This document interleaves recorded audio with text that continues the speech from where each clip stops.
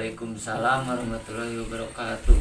Nah, Bapak, punten pangintennya sareng ibu-ibu hatur nuhun atas abi dipasihan waktu kanggo hadir kanggo ngajelaskeun anu hasil data kuesioner anu kamari ku abi di data di desa ieu.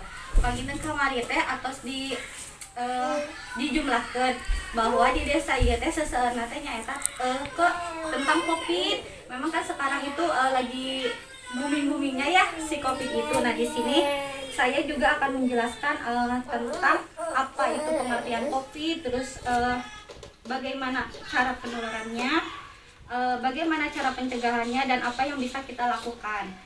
Yang pertama-tama saya akan menjelaskan dulu apa pengertiannya terlebih dahulu ya Pak. Ya. Untuk pengertiannya yaitu Covid adalah penyakit menular yang disebabkan oleh virus. Dengan kata lain yaitu SARS atau COVID-2 adalah nama virusnya, sementara untuk COVID-19 itu adalah nama penyakitnya. Kalau Bapak sama ibu-ibu di sini yakin nggak sih kalau COVID itu ada? Yakin. Yakin ya? Ya. Betul. Nah, di sini bagaimana cara penularannya? Yang pertama terjadi melalui droplet. Droplet itu seperti kita bersin. Jadi kalau misalkan kita bersin tuh jangan sembarangan cium aja gitu ya. Kalau bisa mah, nah seperti ini itu adalah yang baik kan, ada yang tuh tahu diri ya. Nah, yang bagusnya seperti ini ya sampainya. Nah, atau tetesan cairan dari hidung atau mulut yang menyebar pada saat kita sedang batuk. Nah, sedang bersin juga bisa. Terus tetesan cairan yang bisa pindah ke tempat orang lain dengan dua cara. Yang pertama, terhirup oleh orang yang berada di radiasi percikan cairan tersebut 1, sampai 2 meter dari sumbernya. Jadi harus jaga jarak juga ya Bu. Misalkan kita tuh lagi berada di daerah orang yang pernah terpapar COVID, kita harus kita lanjut ya Pak. Nah, untuk yang kedua yaitu menyentuh permukaan yang tercemar tetesan cairan, lalu kemudian menyentuh mulut, hidung, mata sebelum cuci tangan. Kalau misal nih ada Bapak misalkan ya udah pernah ada penyakit Covid, terus ibunya memegang tangan si Bapak, terus ibunya langsung ngucek-ngucek ke mata atau ke hidung, nah itu tidak boleh. Jadi kita harus langsung cuci tangan dulu. Yang selanjutnya, bagaimana sih cara pencegahannya? Di sini ada 4. Yang pertama, rajin mencuci tangan dengan sabun atau pembersih tangan yang berbasis alkohol, yaitu atau bisa menggunakan hand sanitizer. Yang kedua, jaga jarak dengan orang yang tampak sakit sejauh di 1,5 atau 2 meter. Lalu jika ada yang sakit, kurangi berpergian agar tidak menyebarkan virus ke orang lain. Jadi kita cukup di rumah aja ya. Yang keempat, ketika harus keluar, berpakailah masker jika bersin, tutup mulut dan hidung dengan siku atau dengan tisu seperti yang tadi ya, dan buang tisunya sesegera mungkin ke tempat yang aman. Nah, lalu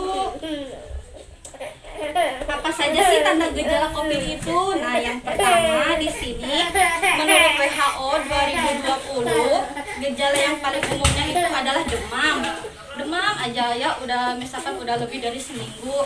Terus ada batuk kering. Nah, yang ketiga kelelahan, itu juga bisa termasuk gejala dari COVID. Gejala yang sedikit tidak umumnya itu rasa yang tidak nyaman dan nyeri. Terus nyeri tenggorokan. Nah, hati-hati juga ya, itu bisa juga, itu adalah tanda gejalanya. Lalu ada diare tuh kayak muntah biar gitu dengan ibu ya. Nah, yang ketiga konjungtiva anemis, jadi si mata yang bawahnya ini merah banget. Biasanya kan kalau yang normal itu merah muda ya, kayak pink gitu. Nah, selanjutnya untuk penyebabnya apa sih si virus corona ini? Dari sini ada faktor resiko yang menurut Fenton 2020 yaitu dari riwayat berpergiran ke area yang terjangkit COVID, lalu kontak langsung terhadap pasien yang sudah dikonfirmasi dia adalah COVID, tapi kita tetap aja misalkan deket-deket gitu ya sama orang itu. Nah, di sini juga ada beberapa faktor resiko menurut saya yang dimungkinkan dapat meningkatkan mortalitas pada pasien COVID, yaitu usia lebih dari 50 tahun juga bisa, yaitu sedikit kemungkinan untuk bisa terpapar COVID. Lalu pasien yang seperti HIV ataupun yang punya penyakit tekanan darah, Ada juga penyakit gula dan penyakit keganasan seperti kanker paru-paru.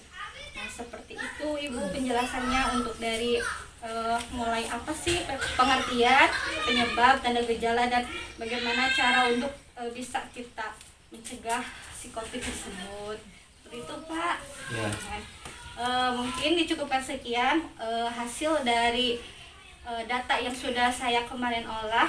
Semoga bisa bermanfaat untuk Bapak dan Ibu-ibu semuanya. Terima kasih. Wassalamualaikum warahmatullahi wabarakatuh. Waalaikumsalam. Warahmatullahi wabarakatuh.